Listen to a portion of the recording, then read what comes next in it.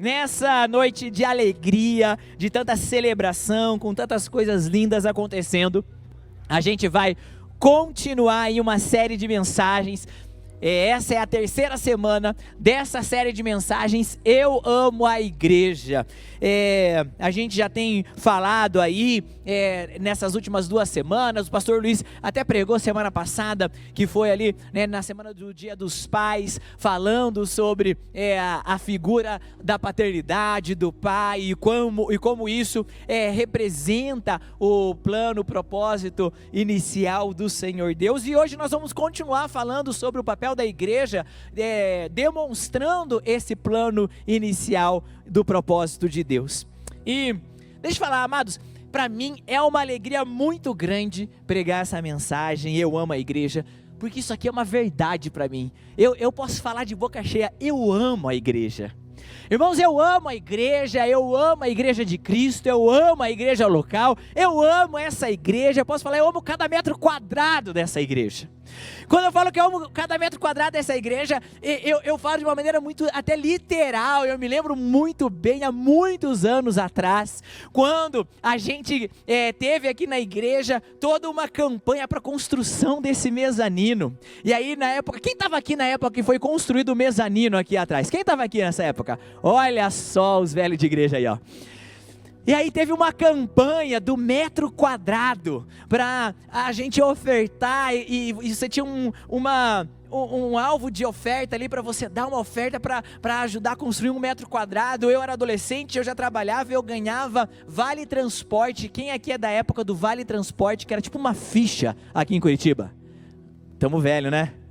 Olha só, então eu lembro que eu comecei a economizar vales transportes. Tinha uma parte do meu trajeto que eu fazia diariamente, eu passei a fazer a pé, para eu poder economizar vale transporte, e eu fui economizando ali durante uns meses, a ponto de eu conseguir juntar um tanto de vale transporte que dava a quantia do alvo do metro quadrado. E eu me lembro eu vindo aqui, adolescente, fui colocar o meu envelope com os meus vale transportes, aquele monte de ficha não entrava, porque não passava ali, eu fui separando em vários, mas eu fiz porque eu amo a igreja, e para mim era uma alegria poder participar na construção da igreja. Eu amo cada pessoa dessa igreja, eu amo estar aqui na igreja.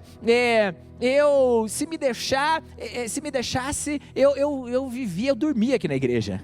Eu brinco, né, com a minha esposa, eu falo que eu estou aqui desde a minha adolescência. Eu passei minha adolescência aqui na igreja, eu passei minha juventude na igreja, eu encontrei a minha esposa na igreja, eu crio os meus filhos na igreja, eu trabalho na igreja, eu quero me aposentar na igreja, e eu brinco que se a legislação assim permitisse, eu gostaria de ser enterrado no estacionamento da igreja. Porque eu amo esse lugar, eu quero estar aqui. Então é uma alegria para mim pregar essa mensagem, eu amo a igreja, porque isso é uma verdade para mim. Mas eu creio que, além de falarmos de amarmos a igreja, a CCC, esse corpo aqui, essa noite eu creio que o Espírito Santo quer nos inspirar a nós amarmos a ideia de igreja, porque essa é uma ideia do próprio Senhor Jesus, a nós amarmos aquilo que o Senhor instituiu enquanto igreja. Então, eu quero te convidar, se você pode, abre aí a sua Bíblia. Quem trouxe Bíblia aí? Quem está com a Bíblia na mão? Levanta sua Bíblia comigo. Levanta sua Bíblia comigo. Levanta bem alto a sua Bíblia. Amados, nós somos o povo da palavra de Deus. Levanta bem alto a sua Bíblia. Senhor Jesus, muito obrigado, porque nós temos o privilégio de andar com a palavra de Deus, Senhor. Muito obrigado, Senhor, porque nós podemos nos guiar pela Tua palavra, Senhor. Nós te agradecemos, Pai, no nome de Jesus. Amém. Aleluia. Eu gosto de fazer isso quando eu prego no Kids, eu faço isso. Quando eu prego no Teen, eu faço isso. Quando eu prego na Rede Jovem, eu faço isso. E eu vou fazer com os adultos também. Então, abre sua Bíblia comigo lá em Efésios capítulo 3. Efésios 3.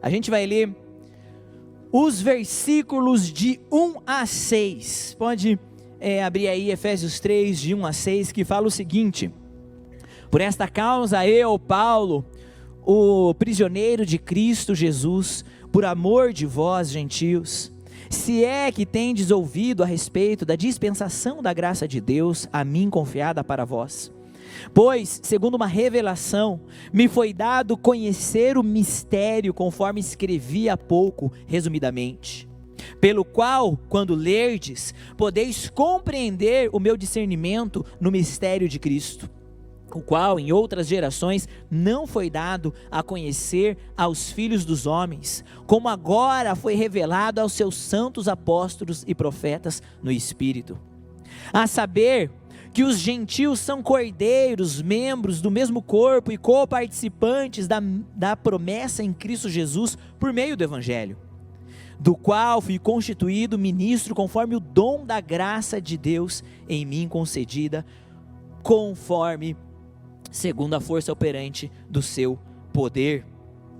Amados, aqui Paulo está falando de um mistério a qual Deus revelou para ele. Esse mistério está falando exatamente do propósito eterno de Deus. Deus deu a Paulo uma revelação que os profetas do Antigo Testamento não haviam recebido. Deus deu a Paulo uma revelação que muitos queriam receber, e aprove ao Senhor dar a esse apóstolo algo tão tremendo, que é tão chave para as nossas vidas, falando sobre o propósito eterno de Deus. E o propósito eterno de Deus é de ter uma família de muitos filhos, semelhantes a Jesus, para através dela estabelecer os seus caminhos e seu reino na terra. Ou seja, Deus estava aqui falando com Paulo sobre o seu propósito, que era instituído desde a criação. Desde Gênesis 1, Deus criou tudo. Quando tudo foi formado, quando os céus e terras foram formados, Deus cria o homem. E ao criar o homem, Deus tinha claro um propósito. Deus criou uma família.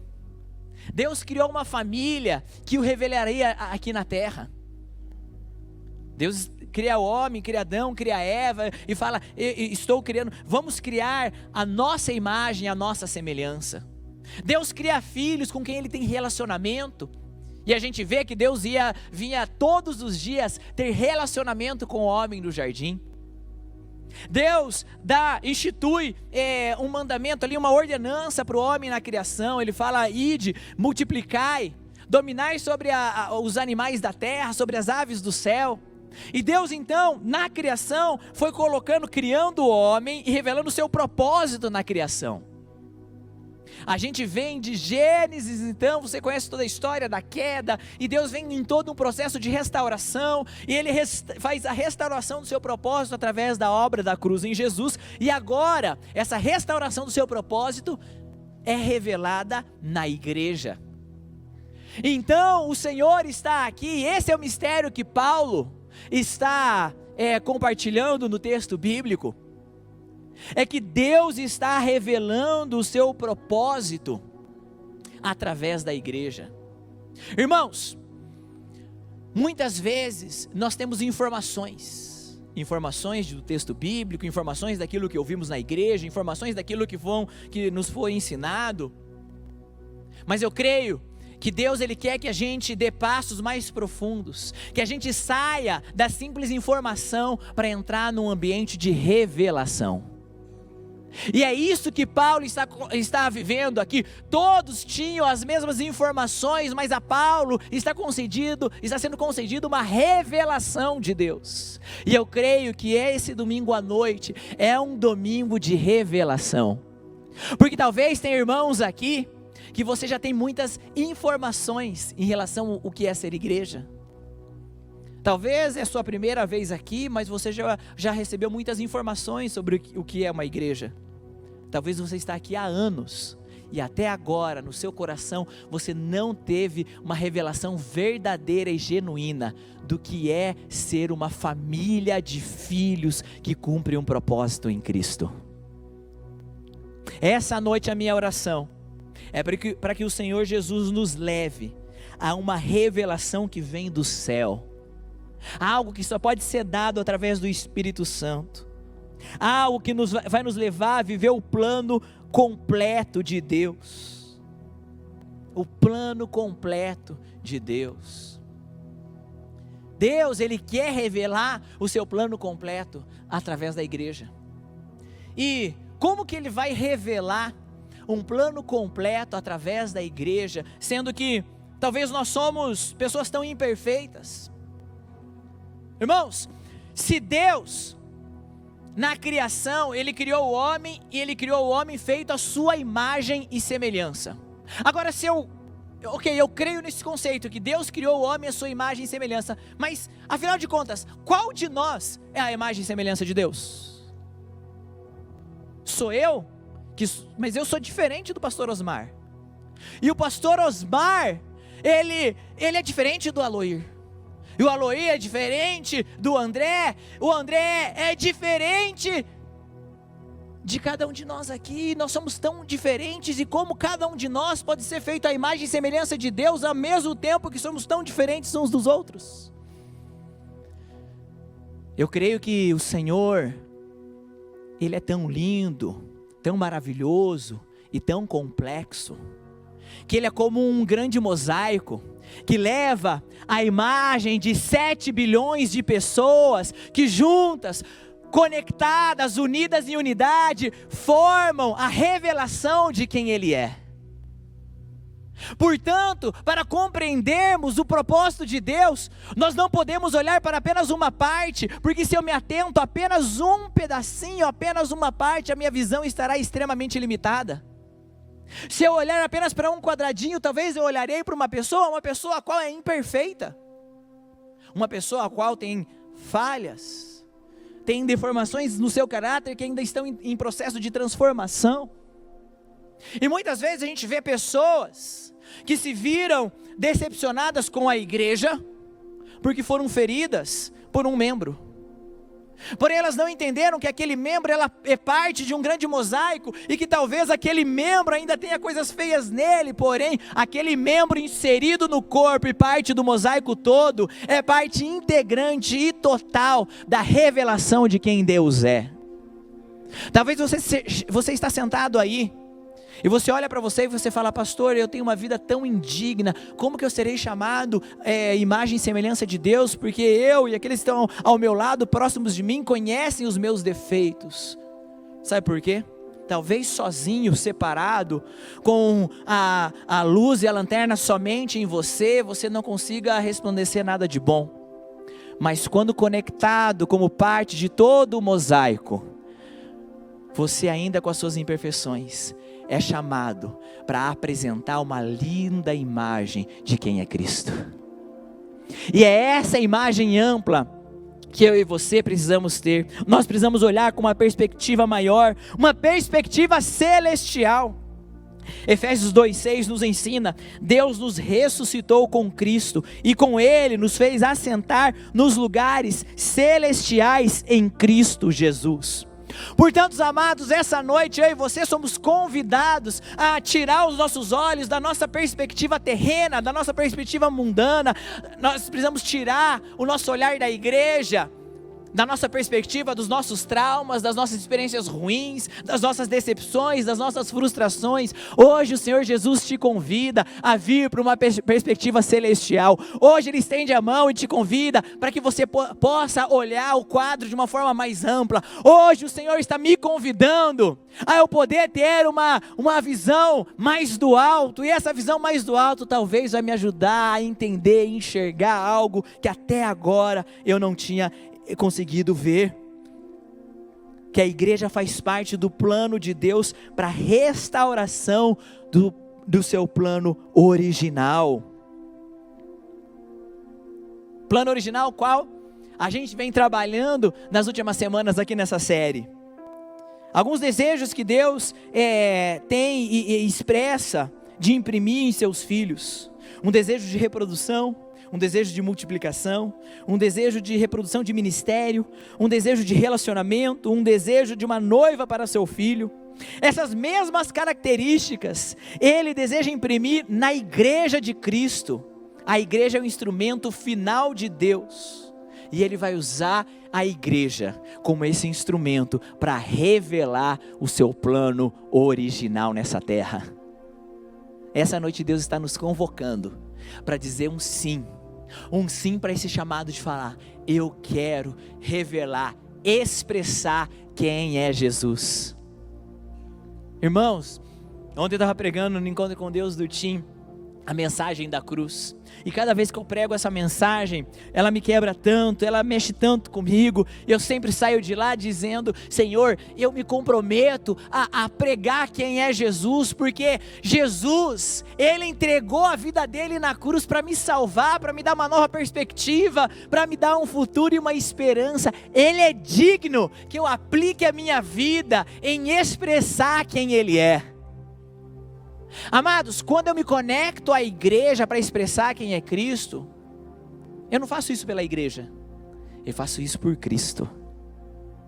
Quando eu sirvo a igreja para que ela possa cumprir esse papel de ser esse mosaico demonstrando a imagem de Jesus, eu faço isso pelo Jesus que será demonstrado. Quantos aqui concordam comigo que Jesus é digno de que a gente aplique a nossa vida para que Ele seja conhecido, para que a imagem dEle seja revelada? Quantos estão comigo? Então vamos lá entender um pouco mais e mergulhar um pouco mais nesse propósito de Deus de ser revelado aqui na terra. Ele quer estabelecer uma autoimagem e semelhança. Romanos 8, 29. Pois aqueles que de antemão conheceu, também os predestinou para serem conformes à imagem de seu Filho, a fim de que ele seja o primogênito entre muitos irmãos. A fim de que ele seja o primogênito entre muitos irmãos. Então ele vai usar a igreja para restaurar a nossa autoimagem. Veja, Ele é o primogênito de muitos irmãos, ou seja, eu sou um filho de Deus, eu sou um irmão de Jesus, logo eu sou um filho de Deus. E um dos papéis fundamentais da igreja de Cristo é demonstrar para mim e para você a nossa identidade como filhos de Deus. A humanidade vive uma crise de identidade, é real ou não é? Quando a gente conversa com os nossos colegas de trabalho, como quando a gente conversa com os pais das crianças na escola, quando a gente entra nas redes sociais, quando a gente vê tudo que está acontecendo por aí, a gente vai percebendo cada vez mais que no final das contas a maior crise, a maior doença, a maior epidemia que existe hoje é uma epidemia na identidade. Pessoas confusas emocionalmente, com confusão física, confusão na sua identidade, pessoas que não sabem para onde estão indo, para que elas servem. A igreja é uma ferramenta de Deus para restaurar a imagem daqueles que estavam perdidos e serem chamados novamente filhos de Deus. Irmãos, deixa eu contar uma coisa. Existe uma graça sobrenatural de Deus no processo da restauração de identidades. Não é à toa que o diabo tem se esforçado tanto em tentar parar a igreja e diminuir a sua voz, e diminuir o seu alcance, e diminuir a sua influência, porque quanto mais a igreja expandir a sua influência, mais pessoas terão sua identidade como filho de Deus restauradas. Vai muito além do poder da pregação, vai muito além do nosso poder de argumentação, vai muito além dos nossos dons e qualidades. Eu estou falando de uma graça sobrenatural que vem na operação do Espírito Santo. Deixa eu contar um testemunho. Um rapaz, ele estava totalmente preso no alcoolismo. Ele estava viciado no álcool, na bebedeira, no cigarro. Ele já estava há 2 anos sem conseguir passar de 2 dias sem se embriagar. Ele não conseguia passar de 2 dias sem cair de bêbado. E ele estava nesse ciclo há 2 anos. Teve uma sexta-feira que ele chega do trabalho, vai direto para o bar, e lá começa a beber. E está lá um rapaz jovem, 20 e poucos anos, e está lá no bar bebendo. A sua mãe, que estava tentando falar com ele, tentando ligar para ele, não tinha notícia dele, já começou a procurar em alguns bares da região de onde ele morava, até que chegou lá, viu ele lá, conversou com ele, conseguiu convencer para que fosse para casa. Ele foi já ruim para casa. A mãe dele falou: eu creio que Deus pode libertar você dessa situação, meu filho.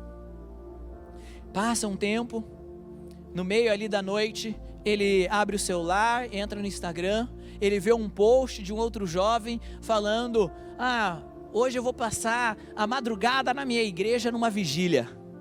Ele entra nesse post e fala: talvez isso é uma resposta de Deus para mim. Descobre qual igreja era essa, descobre o endereço, arranja um Uber e vai bater nessa igreja. Chega no meio da vigília, na nossa vigília das 24 horas de oração para o nosso jejum de Daniel. Estava rolando aqui a vigília, né, o turno da meia-noite às 6, que é a vigília da Rede Jovem. Ele entra aqui e está um ambiente de louvor, de oração, de adoração. A gente estava aqui com, 200 jovens, era um jovem a mais aqui dentro. No meio dessa vigília, o Espírito Santo coloca algo no meu coração que não estava no nosso cronograma. Eu senti do Senhor algo assim, e eu vim aqui e falei: olha, eu creio que o Senhor Jesus quer fazer jovens trazer pecados para serem libertos hoje no altar. A gente colocou um monte de papel aqui e caneta, falou: se você quer se livrar de coisas na sua vida, vem aqui e escreva isso e coloque ao altar. E os jovens vieram e começaram a escrever e tudo mais. A gente começou a orar. De repente eu olho uma carteira de cigarro. Não estava pronto para isso. Eu vi essa carteira de cigarro, mas o Senhor colocou no meu coração. Falei: puxa, tem algo especial do Senhor em restauração aqui hoje. E nós começamos a orar por restauração, por libertação. Ao final daquela vigília, a gente já estava ali nos 5 para as 6, 10 para as 6 da manhã, naquele final, na reta final, lutando nos últimos minutos ali na nossa energia. Eu senti algo, eu botei um microfone aqui embaixo, falei para a banda tocar uma música de celebração. Eu falei: agora a gente vai celebrar tudo que Deus fez na nossa vida aqui nessa vigília. Então, a gente canta uma vez o refrão, você vem aqui e fala: eu celebro a Deus por... E aí a gente celebra. E colocou o microfone ali. E aí, então, o pessoal começou aqui a fazer uma música de celebração, sei lá qual que era, só incendeia, Senhor, a sua noiva. E aí, botamos aqui o microfone, e aí veio um jovem falando: eu celebro a Deus, porque Ele tem me abençoado na faculdade. Incendeia, Senhor, a sua noiva. Eu celebro a Deus, porque a minha célula vai multiplicar. Incendeia, Senhor, a sua noiva. E aí vem um jovem: eu celebro a Deus, porque hoje o Senhor me libertou do vício, do alcoolismo e do cigarro. Incendeia, Senhor, a sua. Mas amados, isso foi em março, e naquele dia, de uma maneira sobrenatural, aquele jovem foi liberto do vício. E agora fazem março, abril, maio, junho, julho, agosto, 5 meses. Faziam 5 anos que ele não ficava 2 dias sem se embriagar, e agora fazem 5 meses. Por quê? Porque há poder no ajuntamento dos crentes para a restauração da identidade. Se você tem algo que tem te impedido de você ser filho de Deus, ou de você se sentir filho de Deus, se você tem algo que tem te impedido de você viver a identidade que Deus tem para você, o plano original do Senhor, assim como Ele deu um plano original para Adão e Eva no princípio, a igreja de Cristo é uma ferramenta de Deus para restauração de identidade. E eu creio que essa noite o Senhor está operando, restaurando identidades. Eu creio que essa noite tem pessoas aqui que vão ser liberadas, e assim como aquele jovem recebeu uma graça sobrenatural quando nos conectamos à igreja, quando entendemos que somos parte de algo maior, que somos parte da revelação de quem é Jesus nessa terra. Irmãos, eu sinto algo hoje. Talvez tenha irmãos aqui que você trabalha, você serve, você está como parte, você está aqui dentro há muito tempo, mas talvez você é como o irmão do filho pródigo. Alguém que está ali fazendo coisas, mas que não tem encontrado o seu lugar de filho. O irmão do filho pródigo, ele ficou na casa, ele serviu ao seu pai, e ao final de muitos anos ele olha para o pai e fala: mas a mim você nunca fez isso. E o pai fala: você era filho, você só não ocupou o lugar de filho. Quem sabe tem irmãos aqui que você tem se sentido assim na igreja, um membro da igreja, mas ainda não um filho real. Eu creio que em nome de Jesus, hoje à noite, o Senhor está liberando você, para você entrar num lugar de filho. Você vai sair daqui tendo a certeza e a convicção: eu sou filho amado do meu Pai. Eu creio no nome de Jesus, porque há poder na igreja para a restauração da identidade, da nossa identidade original de sermos filhos de Deus. O Senhor, Ele está estabelecendo a fecundidade e multiplicação. Apocalipse 5, versículos 9 e 10 falam o seguinte: e eles cantavam um cântico novo: tu és digno de receber o livro e abrir os selos, pois foste morto e que com teu sangue compraste para Deus gente de toda a tribo, língua, povo e nação. Amados, a igreja é um lugar lindo demais. Não existe um lugar tão lindo como a igreja, porque na igreja nós nos reunimos e somos pessoas tão diferentes. Cara, na igreja é o lugar onde pessoas que provavelmente não tenham probabilidade estatística nenhuma de fazerem parte do mesmo grupo social, elas se tornam parte. Quer que eu te dê um exemplo? Eu te dou um exemplo na minha casa. A única chance de eu e a Tari nos casarmos é graças à igreja. É só pela igreja. A igreja é esse lugar lindo, sabe por quê? Porque enquanto eu estava estudando aqui no Algacir, tem gente que estudou aqui no Algacir? Olha, é nós aí, Algacir bravo aqui, ó. É isso aí. Você viu que a risada, a gente se entendeu na risada aqui, ó. Estudamos aqui no Algacir, irmão. Eu estava estudando aqui, enquanto eu estava aqui no bairro estudando no Algacir, a Tari estava estudando lá no Santa Maria. Tem alguém que estudou no Santa Maria aí? Levanta a mão, não tem vergonha não. Tamo junto, não vamos brigar não. O Senhor já curou esse meu lado do bairro alto. Enquanto a Tari criança passou uma férias na Disney, o lugar mais longe, eu criança, que eu fui passar férias, é uma cidade chamada Nova Aliança do Ivaí, que é a menor município do estado do Paraná, que é onde minha mãezinha nasceu. É ou não é, mãezinha? Enquanto a Tari, né, na sua infância, sua primeira infância, era crente, eu era coroinha da igreja católica. E a gente vivia em mundos completamente diferentes. O que nos uniu? A igreja. Porque quando eu me converti, quando eu vim para a igreja, não havia acepção de pessoas, não havia diferenciação de classes, não há a fileira do pobre, do rico, do branco, do preto, de quem é de direita ou de esquerda, de quem mora num lado ou no outro, porque a igreja é o lugar onde todo povo, tribo, língua e nação é igual diante de Jesus, porque o nosso Senhor é um só, e o que nos une não são as nossas qualidades ou defeitos, o que nos une não é a nossa classe social, o que nos une é o nome do Senhor Jesus, o único nome digno de ser exaltado. Amados, a igreja de Cristo é o remédio que o mundo precisa nos dias de hoje, porque no mundo há polarização, no mundo há separação, no mundo há afastamento, no mundo há discurso de ódio. Já a igreja é o lugar que une, que há unidade. A nossa mensagem é única para todos, não importa qual é a sua batalha, não importa qual é o seu pecado, não importa qual é a sua vitória, não importa, todos recebem o mesmo evangelho. Todos são o mesmo diante de Cristo, e no final das contas, todo joelho se dobrará e há de declarar que Jesus Cristo é o Senhor. O que nos une não é o que nós podemos apresentar ou não, o que nos une é o senhorio de Jesus. Amados, isso é tão lindo. A igreja cumpre um propósito na terra, de expressar esse desejo de Deus, de estabelecer a fecundidade e multiplicação. Então, irmãos, nós não ficaremos como igreja, nós não ficaremos preocupados de que todos nós sejamos muito parecidos uns com os outros. Quantos creem que essa é uma mensagem linda de ser pregada? Agora eu vou falar bem sorrindo, mas ela é uma mensagem muito difícil de ser vivida.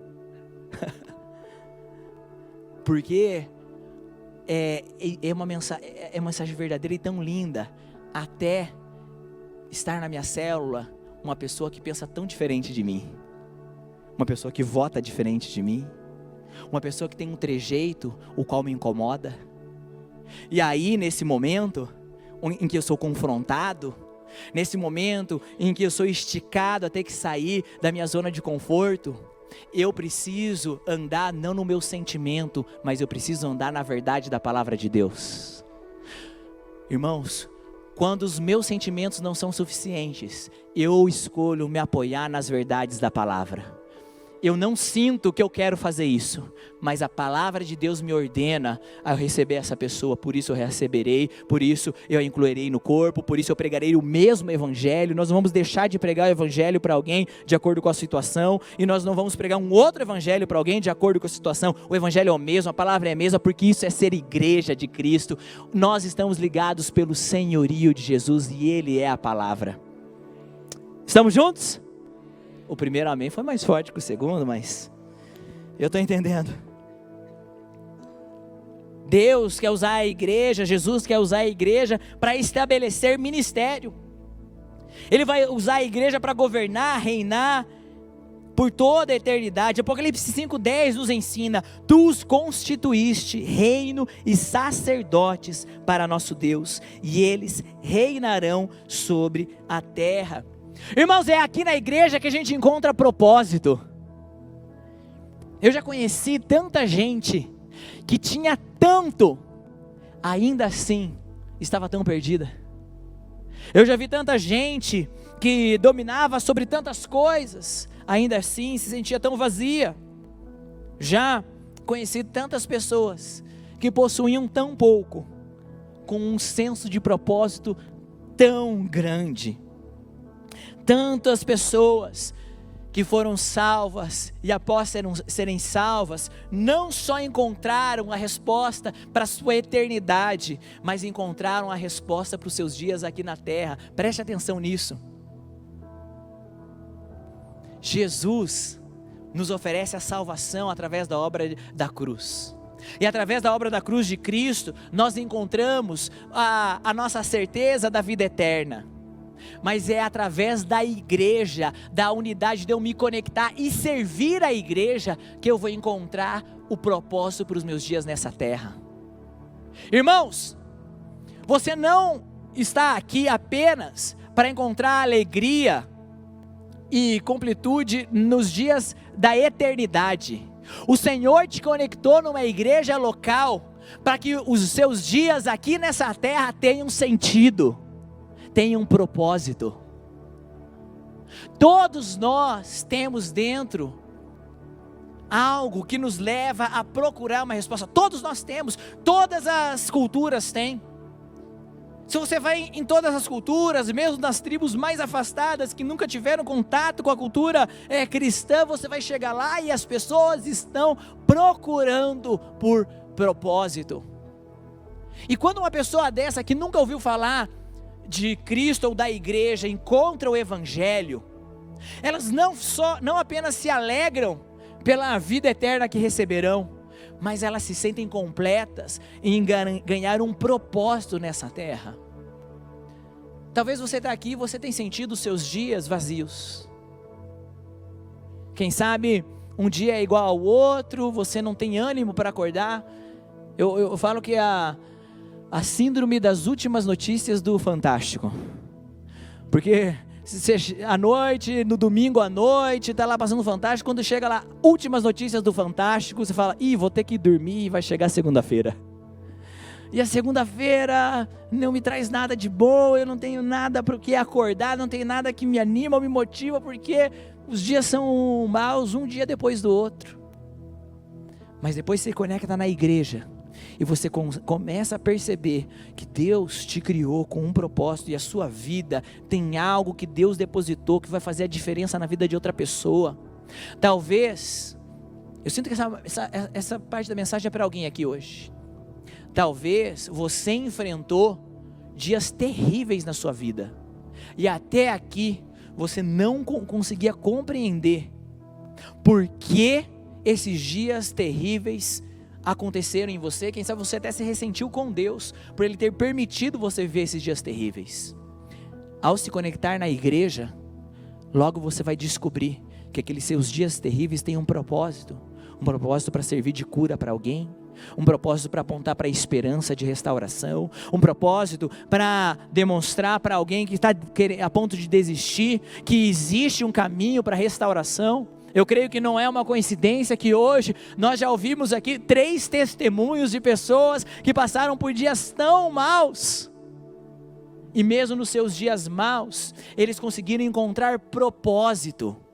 Porque uma pessoa que está conectada com a igreja, a gente viu nos 3 testemunhos que nós ouvimos hoje, houve um papel na igreja, é o papel da igreja trazendo consolo para a viúva, trazendo apoio para a família enlutada, é o papel da igreja discipulando uma criança, apresentando um caminho onde ela pode encontrar perspectiva, onde muitos outros dos seus pares vão encontrar na sua perspectiva apenas destruição, mas aquele que se conecta à igreja começa a ver uma nova perspectiva de vida.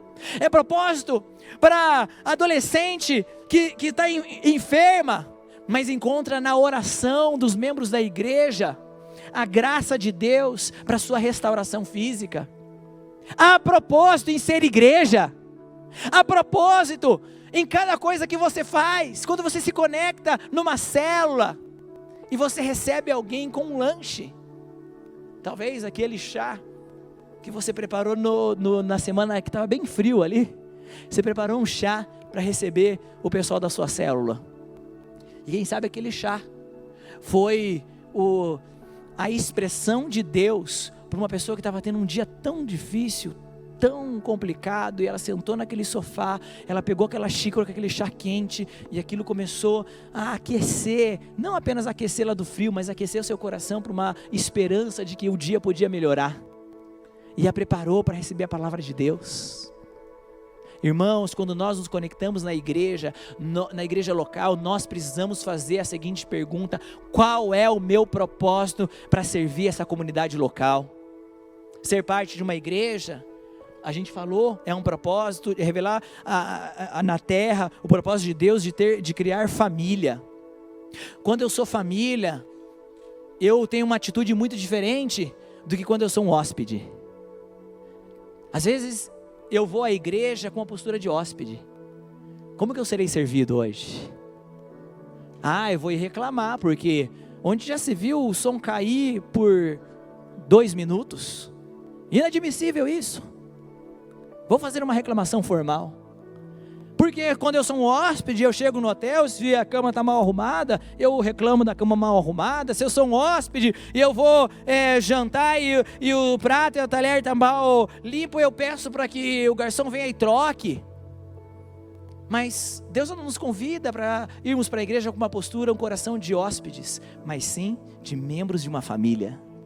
Eu não sei como é na sua casa, mas na minha casa, se a louça está suja, eu não posso erguer meu dedo e falar: ei, a louça está suja na pia, alguém precisa resolver isso aqui. Quantos irmãos podem dizer amém comigo? Se a louça está suja, irmão, lava. É por isso que eu comprei uma lava-louça. Eu comprei a lava-louça. Quando a gente teve nossa primeira filha, eu comprei uma lava-seca. Quando teve o segundo filho, eu comprei uma lava-louça. Que as coisas, vão indo. E amados, isso é ser família na casa. Na casa, quando eu vejo uma necessidade, eu sou impulsionado a atendê-la. Talvez você tenha sentido uma necessidade na igreja. Talvez você tenha visto algo que poderia ser melhor. Será que isso não é o Espírito Santo, de uma forma profética, te apontando qual necessidade você deveria estar atendendo, quais qualidades Ele colocou em você, e você tem um papel de servir, e Deus está ali atentando os seus olhos: olha, eu te criei para isso, olha, você tem essa qualidade, olha, você tem um propósito, e quem sabe o Espírito Santo falando com você, e às vezes a gente está reagindo da forma errada, e a forma certa de reagir é falar: Senhor, tem uma necessidade aqui, eis-me aqui, eu quero atender o meu papel como família na casa. Quantos estão comigo? Digam amém. Deus nos faz como um instrumento para realizarmos o seu propósito. Jesus veio para servir e não para ser servido, e nós vamos seguir o seu modelo. Quarta maneira que o Senhor expressa a sua vontade através da igreja é estabelecer comunhão e relacionamento. 1 João 1,3: nós lhes proclamamos o que vimos e ouvimos, para que vocês também tenham comunhão conosco. Nossa comunhão é com o Pai e com o seu Filho Jesus Cristo. Amados, parte fundamental do ser igreja é uma das minhas partes favoritas, que é o de ter comunhão. E nós precisamos, a Bíblia nos ensina lá em Atos 2, que nós precisamos perseverar em comunhão.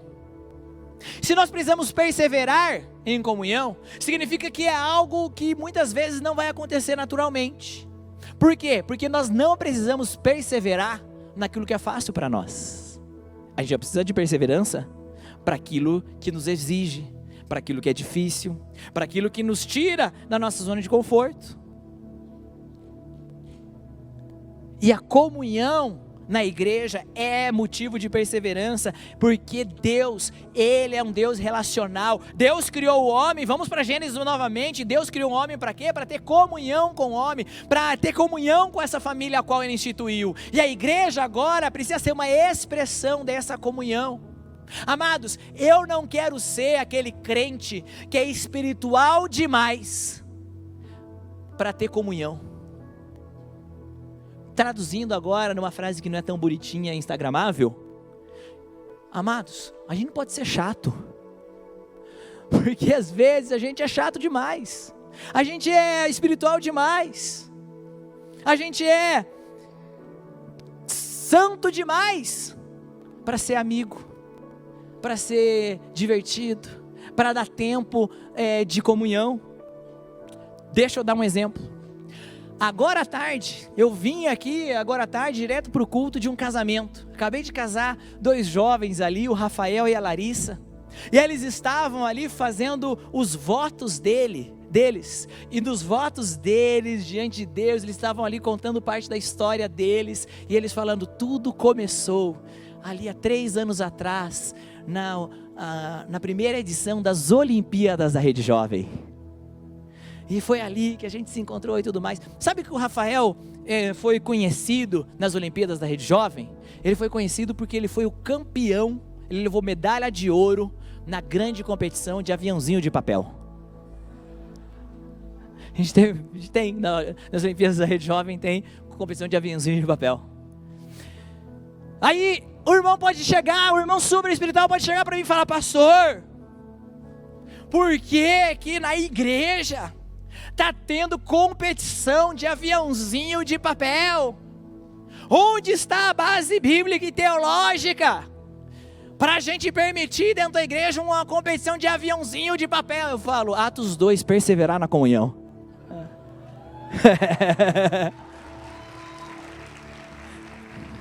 E foi a história deles. No futebol das Olimpíadas, um irmão menos tratado pelo Espírito Santo deu uma chegada no Rafael, que é magrinho, levantou ele 1 metro para cima do chão e caiu.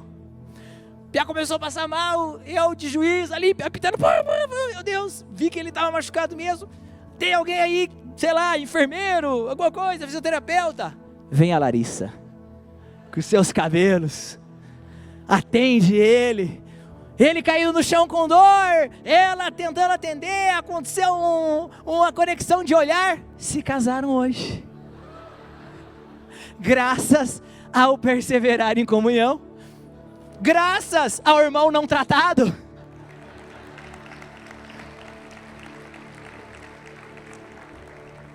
Então, amados, nós precisamos ser uma igreja que vai expressar essa qualidade da comunhão e do relacionamento. Por isso, deixa eu te falar algo, se você está aqui dentro desse salão hoje, Deus está ministrando sua vida, está recebendo essa palavra, mas se você ainda não faz parte de uma célula, deixa eu te contar algo. você ainda não experimentou o que Deus tem para te oferecer de melhor aqui nessa igreja. Não, mas pastor, é que eu venho aqui porque os cultos são maravilhosos. São mesmo. Mas a célula é melhor ainda. Porque na célula você vai ter esse relacional, essa comunhão próxima, alguém que vai saber meu nome, alguém que vai dar uma bola fora, alguém que vai fazer, e a gente vai se conectar, e a gente vai andar junto e vai ser tão especial. Mas sabe o que é? Que às vezes é difícil ir para a célula, durante a semana, terça-noite, eu estou cansado do trabalho. Sim, é aí que entra o perseverar. Aí que entra pagar o preço.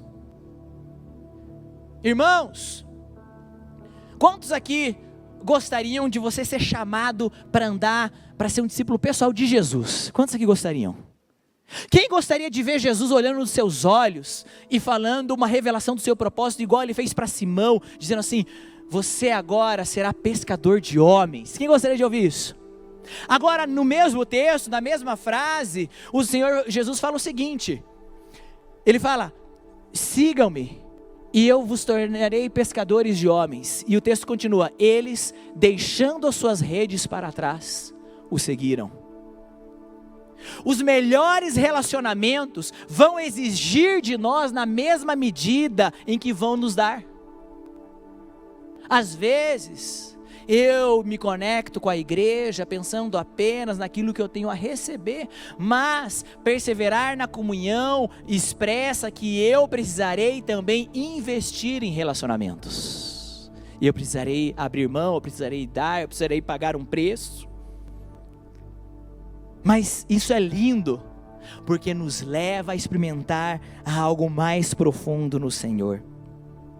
E para terminar essa noite, a quinta qualidade, característica que Deus quer expressar na terra através da igreja, é para dar uma noiva preparada para seu filho. Efésios 5, do 25 ao 27, fala: maridos, ame cada um a sua mulher, assim como Cristo amou a igreja e entregou-se por ela, para santificá-la, tendo-a purificado pelo lavar da água mediante a palavra, e para apresentá-la a si mesmo como igreja gloriosa, sem mancha nem ruga ou coisa semelhante, mas santa e inculpável. Olha que coisa, olha que notícia maravilhosa esse texto bíblico nos expressa.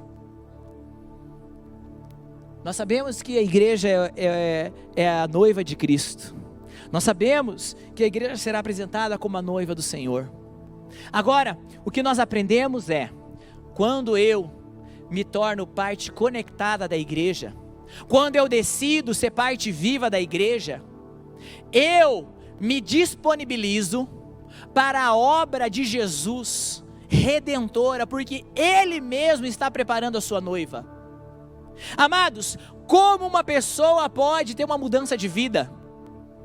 Como uma pessoa poderá ser transformado de um pecador, de uma pessoa tão ruim, de uma pessoa tão sem perspectiva, e nessa igreja que é descrita aqui em Efésios, uma igreja santa, gloriosa, sem mancha nem ruga? Como, Senhor, pessoas tão imperfeitas serão apresentadas diante de Jesus? Porque o próprio Jesus é quem faz a obra, Ele é quem está preparando a igreja, e isso, o nome disso é a graça de Deus. A graça de Deus não é uma opção que eu tenho para continuar no meu lugar de destruição do jeito que eu estava antes de conhecer a Cristo. A graça de Deus é exatamente essa: através da boa nova do Evangelho, o próprio Jesus se encarrega de me limpar, de me restaurar, e Ele Ele serve a sua igreja num processo de restauração, para que um dia a sua igreja se apresente diante dEle, sem mácula, santa e aprovada. Ele é esse noivo que se entrega. Portanto, se você está aqui hoje nesse salão, se você está nos acompanhando pelo Campus Live, e você acha que a sua situação não tem solução, você acha que a sua vida não tem como ser transformada, ou se você pensa que para você não tem como a sua história ser mudada, você acha que você chegou num beco sem saída, ou você olha para você e você fala: puxa, eu já fiz tanta coisa errada, tanta coisa difícil, que para mim, eu jamais serei como parte dessa igreja descrita em Efésios. Saiba que não depende da sua própria qualidade. O próprio Jesus se encarrega de fazer essa transformação. Eu me lembro claramente, através da vida do meu pai, quando a gente se converteu. Para mim, a maior pregação do poder de Deus foi ver a vida do meu pai, a transformação dele.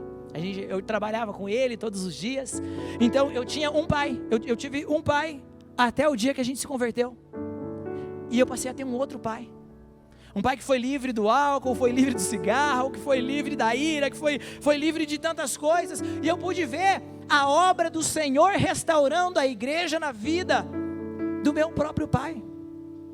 Amados, a melhor coisa que pode acontecer numa casa é uma família que se converte e faz parte da igreja, porque ao se tornar parte da igreja, entra nesse processo de redenção que o próprio Cristo faz, e o próprio Jesus se encarrega em restaurar, em dar uma nova história, uma nova vida. O maior milagre que uma pessoa pode receber, a maior oração que uma pessoa pode fazer diante de Deus, é a oração que entrega a sua vida para Jesus, porque quando eu faço isso, me torno parte integrante de sua noiva, de ser sua noiva, o próprio Jesus se encarrega de fazer aquilo que parecia impossível aos meus próprios olhos. Se você pode, fica de pé no seu lugar.